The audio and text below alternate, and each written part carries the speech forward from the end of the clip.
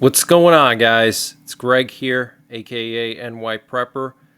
It is Thursday, December 19th, 2024, and I have an emergency alert to share with you guys. Right now it is 23:38 Eastern Time here in the United States, and we have some major breaking news coming in from Eastern Europe and from here in the United States. So what you're looking at here is a picture of a Dutch F-35 intercepting a Russian backfire bomber. And if you look closely at the backfire bomber, you can see it has this giant missile underneath the fuselage. So let me just zoom in on that for you so you can see. See that giant missile there? Apparently this is some kind of an anti-ship hypersonic missile, and this thing was flying over the Baltic Sea just the other day. So there were two of these over the Baltic Sea, and they were escorted by Sukhoi 27 fighter jets, and then the Dutch intercepted them with their F-35s. So this is very, very serious, guys, okay? NATO intercepting Russian bombers with hypersonic anti-ship missiles underneath them. Okay, these are fully loaded bombers, guys, flying over the Baltic Sea. That is very, very serious. And then here's another picture. You can see one of the Russian fighter jets here with the Z symbol behind the cockpit. That's the Sukhoi 27. And then here you can see another bomber with another missile underneath. So this is extremely concerning, guys. And I wanted to update you guys on the situation with the drones over the United States. So what you're looking at here is some new video footage that was posted by somebody from New Jersey. And this person is claiming that they saw 4 F-16 fighter jets be scrambled to investigate these drones that were flying over Atlantic City. So this person goes by the name of Matthew Nelson, apparently an Air Force veteran. He wrote here on Twitter a couple of hours ago, the fighter squadron down the road from my house, approximately 15 minutes outside of Atlantic City, scrambled 4 F-16 fighter jets. My buddy and I were talking in the front yard, and a few minutes later we noticed an extremely bright glowing orb in the sky. That's what he wrote, and here you can see in the video this orange orb. So the U.S. put out 47 no-fly zones across New Jersey and Long Island and New York City through mid-January. So the FAA put out these no-fly zones over 47 different areas across New Jersey and New York. And before I continue with the breaking news, I wanted to mention the sponsor for this update, which is EMP Shield. Guys, I'm proud to announce that I'm going to be partnering with EMP Shield. They have just given me a special discount code just for my subscribers. If you go to empshield.com and use the code NYPrepper when you check out,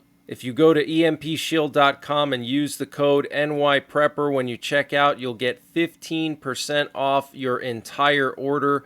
Good for anything on their website. They're also doing a Cyber Monday sale. Guys, the threat of an EMP has never been higher, and you need to protect your vehicle and critical electronics. The EMP Shield is a device that protects your vehicle's computer or electronics by installing in line with the electrical system. The EMP Shield has passed rigorous military testing and is compliant with several military standards. They're also IP66 weatherproof and made in the USA. They can be used to protect your ham radio base stations, your RV, your camper, your solar generator, and various other things in addition to your vehicle.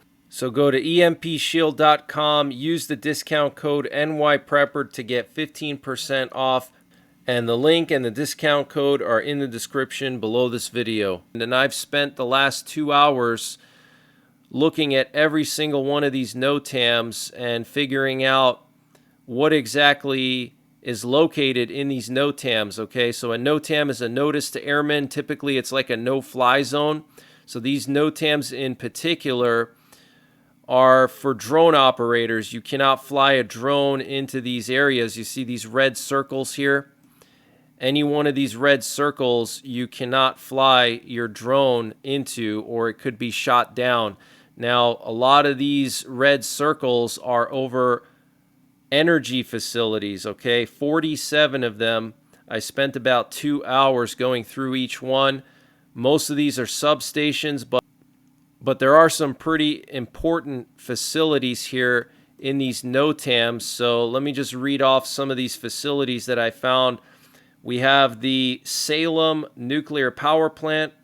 We have the Balzano Marine Terminal, the Burlington Generating Station, the Trump Golf Course in Bedminster. Okay, that has a no-fly zone over it for drones. We have the XPO Logistics Center, Amazon warehouses, and a data center. We have the Picatinny Arsenal, the Bayonne Energy Center and the Port of New Jersey, the Port of Newark, the CSX South Kearney Train Yard, and the Crookston Intermodal Terminal. That's some kind of a train yard in New Jersey outside of New York City. And then we also have the Manhattan Pump Station and Urban Oil and Gas, some kind of gas and oil terminal for New York City. Also, a large Con Edison office. Con Edison is a New York City energy company. And also a natural gas power plant in Mott's Point on Long Island and Queens. Also in Long Island, the Oceanside Oil City area. That's also in this no-fly zone in Nassau County. Also, we have the PSENG office in Long Island. Also, the Northport Power Station, the Brentwood, NYPA, and Edgewood Energy Center next to Suffolk County Community College, the Port Jefferson Generating Station, the NYPA and National Grid Holtzville Gas Plant and Terminal, the Shoreham Nuclear Power Plant, and also in Upton, which is on Long Island, the Particle Collider, the Long Island Solar Farm, and the Nanomaterials Research Facility. So a lot of these critical infrastructure areas are under no-fly zones right now for drones because of these drones that have been spotted the last few weeks. And if there was nothing to be worried about, why do they have 47 NOTAMs up, guys? 47 NOTAMs. Absolutely insane, okay? If these were just hobby drones, like the federal government said in a joint statement the other day, why post 47 NOTAMs, guys? Something is definitely going on. And in Long Island, in Nassau County, the police have been given the green light to shoot down troublesome drones out of the sky, with officials saying they don't want to wait for something disastrous to happen. And I want to just update you guys on the situation in Ukraine. So if you're not aware, 2 days ago, Ukraine launched another Storm Shadow missile strike on Russian territory. It really wasn't mentioned much in mainstream media and also on social media because everybody was obsessing over the drones, but Ukraine did launch another Storm Shadow missile strike, and they hit the Kamensky plant, which is some kind of a missile and ammunition plant where Russia produces multiple launch rocket systems. And apparently, as a result of the strike, there was critical damage to 2 buildings based on satellite imagery, okay? So another long-range missile strike into Russia with Western missiles. Very, very concerning. And right now, we have multiple aerial refuelers departing Qatar and heading towards the Red Sea. As many as 4 KC-135 aerial refuelers departed from Qatar.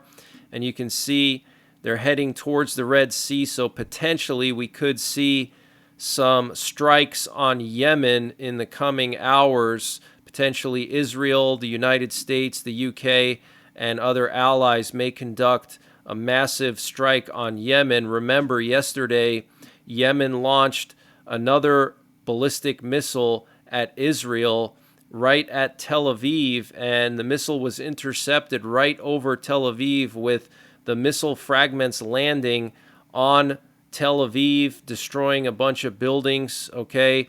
Israel has not retaliated yet for that, okay? Now, this is all biblical, guys, okay? Literally, Israel is under biblical attack, okay? These attacks on Israel are biblical, okay? Missiles flying right into the capital of Israel. I mean, that is crazy, guys, okay? So get prepared spiritually, okay? Don't just focus on your food and your weapons and, you know, your physical, tangible things, but focus on your spiritual preparedness as well, okay? Get right with God. Make sure you have a relationship with Jesus Christ. And Putin had his end of the year press conference today, and it lasted 4.5 hours, the longest one ever. Okay, 4.5 hours. He took over 70 questions, apparently. And in his press conference, he said some interesting things, as usual. He said that the missile defense system in Poland cannot intercept Russia's new Oreshnik ICBM, and he challenged the West to test out this missile defense system in Poland by picking out a target in Kiev, and then Russia would launch Oreshniks at the target in Kiev, and Poland or the U.S. would try to shoot down the Oreshnik before it hits the target in Kiev. Very strange. And Putin also said that Ukraine is apparently led by godless people. He also called on Israel to withdraw its troops from Syria. And Putin, answering a question about a possible short-term truce in Ukraine, said the Ukrainian army is gradually losing ground as Russian troops advance. He said, "We don't need a ceasefire, we need a long-term peace." And the BBC's Steve Rosenberg asked Putin whether he fulfilled his promise to his predecessor Boris Yeltsin to take care of Russia. Putin said, "Not only do I believe I saved Russia, I believe that we've moved back from the edge of the abyss." And when asked about how the war changed Putin, he responded by saying, "I started telling fewer jokes and almost stopped laughing. I started perfecting the skills that I think I have, at least in identifying key problems and concentrating my attention and efforts towards solving them." Asked whether he would change his decision to launch the full-scale invasion in 2022, Putin says that we should have done it earlier instead of waiting for Russia's position to deteriorate. Wow. So strong words there, saying that Russia should have invaded Ukraine earlier.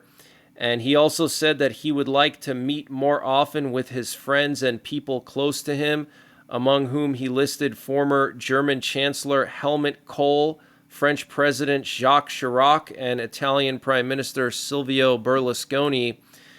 And just 2 days ago, the Polish President Andrzej Duda signed a law on protection of the population and civil defense. Okay, so Poland enacting some kind of a civil defense law, and the details of which I haven't looked into yet, but I will update you guys once I have a chance to look into that. But I do know that Poland has been conducting surveys of bomb shelters across the country, specifically in Warsaw.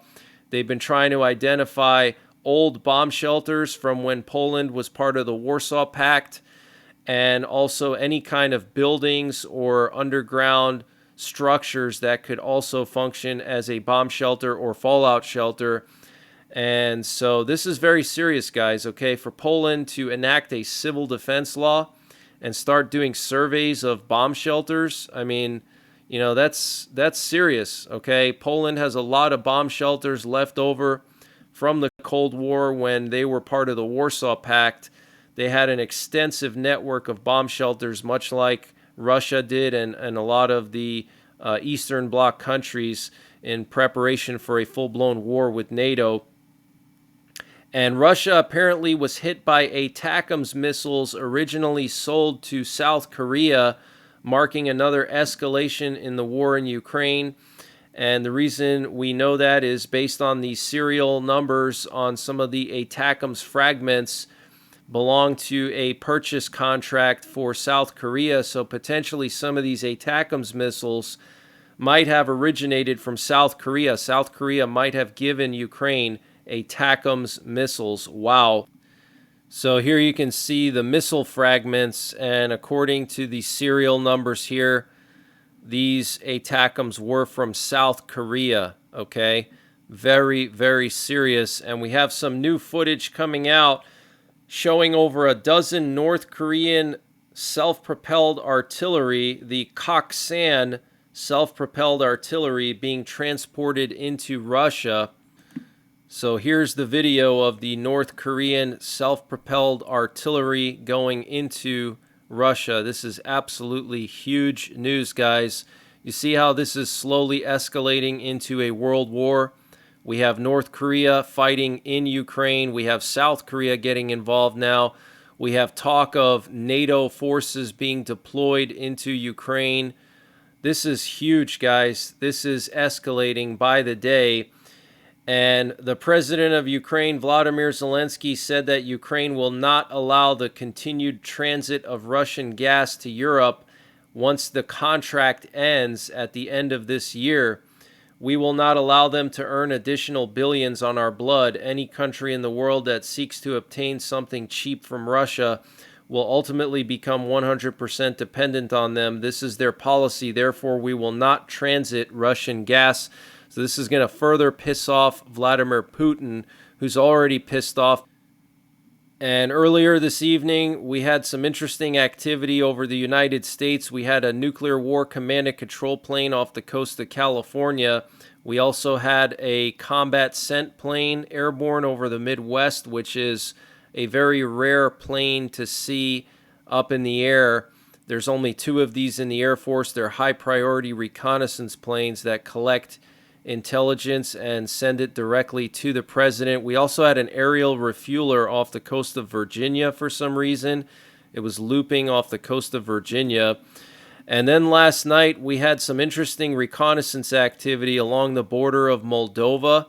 There was an E-3 Sentry, that's an AWACS plane near Moldova, and then also a Rivet Joint, which is a recon plane, and both of them near Moldova. Also, we had more reconnaissance in Poland around Kaliningrad, and a Swedish reconnaissance plane was patrolling in Poland here along the border with Belarus and Kaliningrad. And then you had a British RC-135, which is a recon plane that was looping around Kaliningrad. And then we also had this U.S. Navy recon drone that was patrolling off the coast of Libya for some reason. Not sure exactly why. I know the Russians are moving a lot of their equipment there to Libya from Syria. Also, there's rumors that Russia has missiles deployed in Libya for a potential strike on France and Spain and Italy if there were a conflict with NATO.